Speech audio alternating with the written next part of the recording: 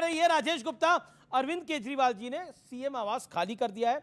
अब वो राज्यसभा सांसद अशोक मित्तल के घर में शिफ्ट हो रहे हैं। वो अपने परिवार के साथ बाहर जा रहे हैं। ये एक तरह से बीजेपी कह रही है ये सब नौटंकी है, सब नाटक है, सब ड्रामा है।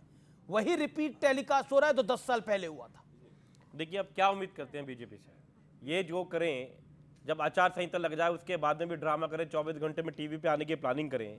कल मैंने एक माता रानी की बहुत खूबसूरत तस्वीर देखी, लेकिन पहली बार मंदिर में पीछे से देखी।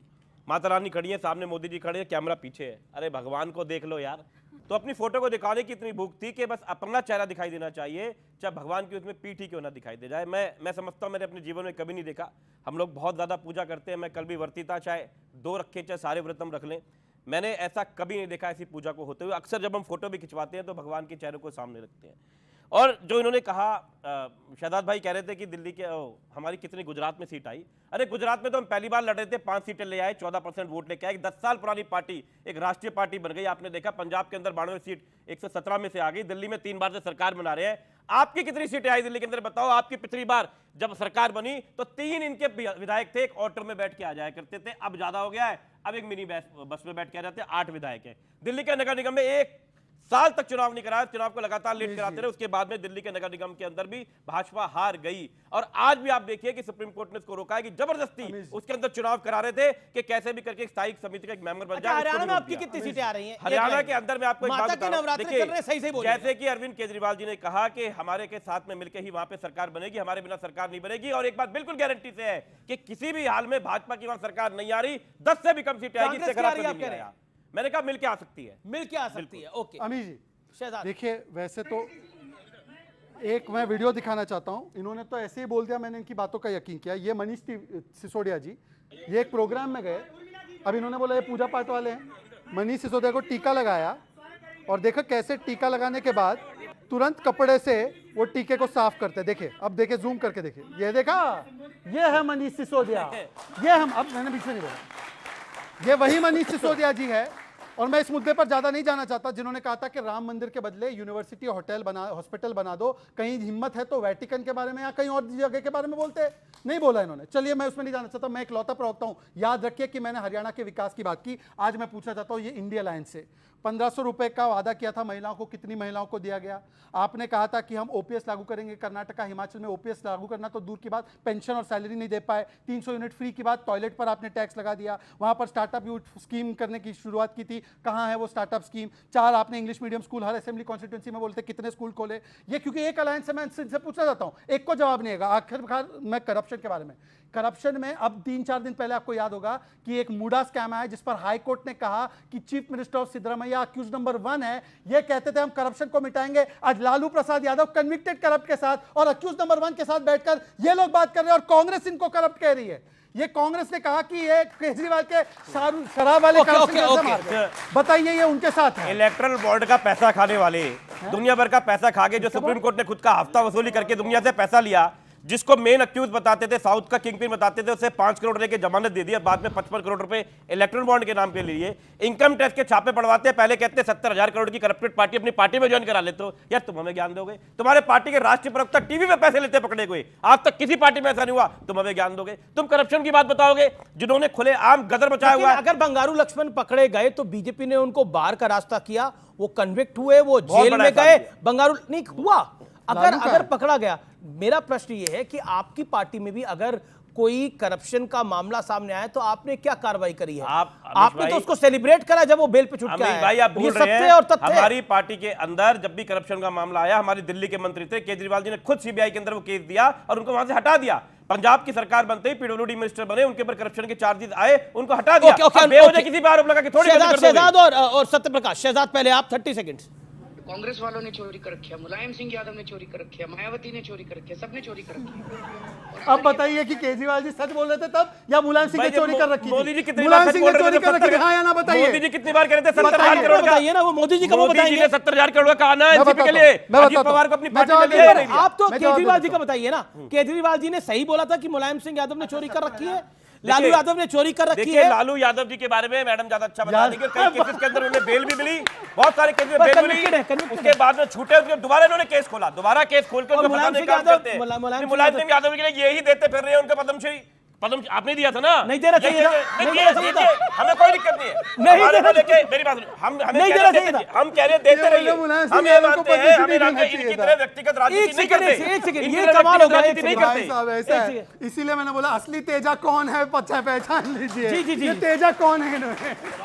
लालू यादव और मुलायम सिंह, स्वर्गीय मुलायम सिंह यादव पर जो बोला गया, देखिए वो जानते हैं अच्छी तरह से कि केजरीवाल क्या बोल रहे थे। उस समय अन्ना जी के रथ पर ईमानदारी पर चढ़कर आए, सत्ता बनाई और फिर हमाम में पूरी की पूरी तरह एक बोतल दारू के साथ एक बोतल फ्री में हजारों करोड़ के घोटाले लेकर के बह गए। अब बेचारे फंस गए हैं तो इन लोगों को ढूंढ रहे हैं कि मुझे भी तुम लोगों के साथ क्लब में शामिल होना है, तुम लोगों का एक्सपीरियंस कैसा रहा है। तो लालू जी ने कहा कि देखो चारा में कुछ ज्यादा सजा नहीं हुआ है, 5-5 साल हुआ है, मैं बेल पे बाहर हूं, तुम्हारा भी हो जाएगा। तो अभी जब बेल मिली तो उसको सेलिब्रेट कर रहे थे पटाखा चला करके, ओ देखो जी सुप्रीम कोर्ट ने हमें ना एकदम छोड़ दिया है जी, ये दिल्ली की सरकार को जेल में डाल दिया, मनीष को डाल दिया। मुझे दुख हुआ सबसे ज्यादा कि स्वाति मालीवाल को मारने पीटने वाला, एक महिला को पीटने वाले के समर्थन में दिल्ली का पूर्व मुख्यमंत्री दिल्ली की विधानसभा में कह रहा था कि विभव को भी जेल में डाल दिया। मुझे उतना दुख नहीं हुआ इनके भ्रष्टाचार से, क्योंकि मुझे मालूम है वो एक एक पाई निकाल लेगी हमारी सरकार। लेकिन एक महिला के ऊपर हमला जब होता है, वो जिस तरह से जिस दौर में वो गुजरती है, वो हम उसे वापस नहीं दे सकते। ये गलत किया केजरीवाल ने, विधानसभा को शर्मसार किया। दिल्ली की विधानसभा में एक हमलावर के बारे में आप जी, जी, बोलेंगे, जी, जी, ये ठीक नहीं है। ओके ओके, ये मैं ठीक बिल्कुल नहीं बैक दे है। रहा हूं आपको। ओके राजेश गुप्ता, देखिए, आम आदमी पार्टी के एमएलए बिहार फिर मैं की- ऑडियंस आपकी बात आ रहा हूं, सवाल बिहार तैयार पर रखिए। अरे यार आपने बोला बोलो बिहार की विधानसभा में नीतीश कुमार जी ने क्या कहा था, मैं नहीं कहा? कहूंगा या बता नहीं सकता। उसके लिए क्या बीजेपी वालों ने कहा उसको सुन लो, क्या कहा? क्या क्या बोल रहे थे। और ये कहा कि इनका वो डीएनए अलग खराब चीज आप है। बात और मैं कर बार रहे बार कहता हूं इनकी एवरेज बहुत खराब है, 18 महीने की एवरेज है एक पार्टी में रहने की। ये जेडीयू वालों को भरोसा नहीं है, जब तक यहाँ से निकले दोबारा किसी अरे पार्टी के हम अंदर पार्टी चले जाए। बदल क्या सकते बोल- हैं, रोज लेकिन हम पार्टी- अपने रोज फितरत बदलते नहीं हैं। बदल क्या- क्या सकते। बोला, क्या बोला? नीतीश कुमार 20 रोज साल पार्टी से बदलते हैं। पार्टी बदल सकते हैं। पार्टी बदलते हैं। भ्रष्टाचार का जेडीयू वालों ने बोला पार्टी बदल सकते हैं। पलटू चाचा अरे की पार्टी शहजाद में- पूना वाला, पलटू अगर- चाचा की पार्टी के देखिए कपड़े देखिए, देखा जैसे ही जेडीयू ने बोला हम पार्टी बदल सकते हैं, शहजाद पूना वाला बड़ी चिंतित हो गए हैं। शहजाद पूना वाला को बहुत चिंता हो गई है कि पार्टी बदलेंगे तो कहा जाएगा। कोई भरोसा नहीं है, पलटू चाचा जरा सरकार गई। अच्छा लेकिन क्योंकि मुद्दा हरियाणा के चुनाव का है, जम्मू कश्मीर के चुनाव का है, महाराष्ट्र और झारखंड में होने वाले चुनावों का है। लेकिन महाराष्ट्र में क्या बीजेपी फंस गई है और कांग्रेस और इंडिया अलायंस भी फंस गया है? मैं इस विषय पर भी आऊंगा, लेकिन अनुराग भदौरिया आप पहले बोलेंगे 30 सेकंड। देखिए अनुराग भदौरिया 30 सवाल सेकंड, है 30 भा- सेकंड, फिर audience। देखिए भारतीय जनता पार्टी जिन मुद्दों को लेकर बात करती थी ना, उनसे ही उलट जाती। भ्रष्टाचार की बात करती थी, अशोक चौहान कोई पार्टी में ले आई जिन पे आरोप लगाती थी आदर्श घोटाले का।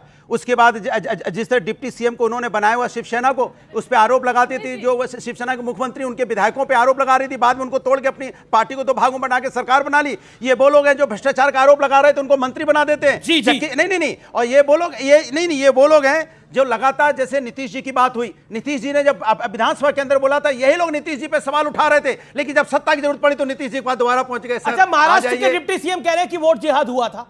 कौन कह रहे हैं? महाराष्ट्र वही के डिप्टी तो, सीएम यही देवेंद्र उनको- फडणवीस कह रहे हैं वोट यही- जिहाद हुआ अरे था। भाई ये उनको 14 लोकसभा सोचो, सीटों में इतने दिन बाद इतने- लोकसभा सीट्स इतने पर दिन बाद- महाराष्ट्र में हुआ इतने है। दिन बाद यूपी में इतने- आपकी नेत्री ने सुने, बोला था वोट इतने जिहाद। दिन बाद मुख्यमंत्री उप मुख्यमंत्री रहने के बाद उनको अपने काम गिनाने को नहीं है, अभी भी उसी पे चले जा रहे हैं, धर्म की राजनीति पे। सोचो आप क्या मानसिकता हो गई हो, अपना काम नहीं गिना पा रहे। सोचिए आप, इतनी मजबूरी, हम मजबूर। ठीक है, सरकार आज मैं जनता से पूछता हूं, अरे अमित जी, वोट अमित जी, हाथ अमित जी, खड़ा आप करिए, मुझे- वोट अरे काम भाई, पे होना ऐसा चाहिए सुनिए। या धर्म पे ओहो, होना चाहिए? अमित जी, काम पे होना चाहिए, वो हाथ खड़ा करें जो चाहते हैं कि वोट का अमित वोट जी। काम पे पड़ना चाहिए। अमित जी, जी, मैं अमित युवाओं जी, से बस पहले मेरी जानता बारी है, हूं, अमित क्या जी। आपको लगता है जो लोग धार्मिक बातें करते अरे भाई, हैं, अमित खड़े होके, जी। क्या जो लोग धार्मिक बातें करते हैं और काम की बात नहीं करते, वो एजेंडे को डिरेल करते हैं? आपको लगता है? मुझे नहीं लगता। मेरे हिसाब से ये है कि जो आप काम कर रहे हो वही आपका रिप्रेजेंटेटिव होना चाहिए, या अदर देन कि आप ये चीज़ गिना रहे हो कि ये मुस्लिम है या हिंदू है। आज के समय में हम लव जिहाद, वोट जिहाद जैसी बातें कर रहे हैं, जबकि हमें विमेन एम्पावरमेंट, एजुकेशन, यूथ बिल्कुल सही। एजुकेशन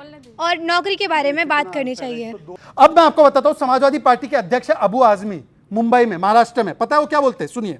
अगर याकूब मेमन की जमानत हो गई होती तो शायद ये केस और अच्छा होता। याकूब मेमन जो कन्विक्टेड टेररिस्ट था, जिसको सुप्रीम कोर्ट ने लटकाया, मुंबई का हत्यारा, वो उसके लिए बेल की मांग करते हैं और ये इनका अलायंस है मोदी विरोध में। आप देख लेकिन शहजाद लेकिन याकूब मेमन को फांसी अब लग चुकी है इस पुराने मुद्दे को उठाकर। एक सेकंड शहजाद, मेरा प्रश्न है, याकूब मेमन को फांसी लग चुकी है इस पुराने मुद्दे को उठाकर, क्या आपको लगता है कि इस देश की जनता आपको दोबारा वोट डालेगी? देखिए मुद्दे देखिए, क्या ये मुद्दा है इस चुनाव के अंदर? मुद्दा नहीं है इस चुनाव के अंदर, मुद्दा रोजगार है इस चुनाव के अंदर। क्योंकि आज की तारीख में जितेंद्र अवार्ड की पत्नी ने बोला ओसामा बिन लादेन की जिंदगी से सीखना पड़ेगा कि एपीजे अब्दुल कलाम की तरह ओसामा बिन लादेन गलत बोला, कंडेम किया, तो फिर याकूब मेमन को बीच में लेके आ रहे हैं। ओके, अभी कल की बात है, दिनेश गुंडूराव, महाराष्ट्र से कोई लेना देना नहीं, वो कहते हैं सावरकर जिसको इंदिरा गांधी जी ने माना था वो फंडामेंटलिस्ट था और जिन्ना फंडामेंटलिस्ट नहीं, शांति का दूत था। जिन्ना को कौन चुनाव में लड़ा है?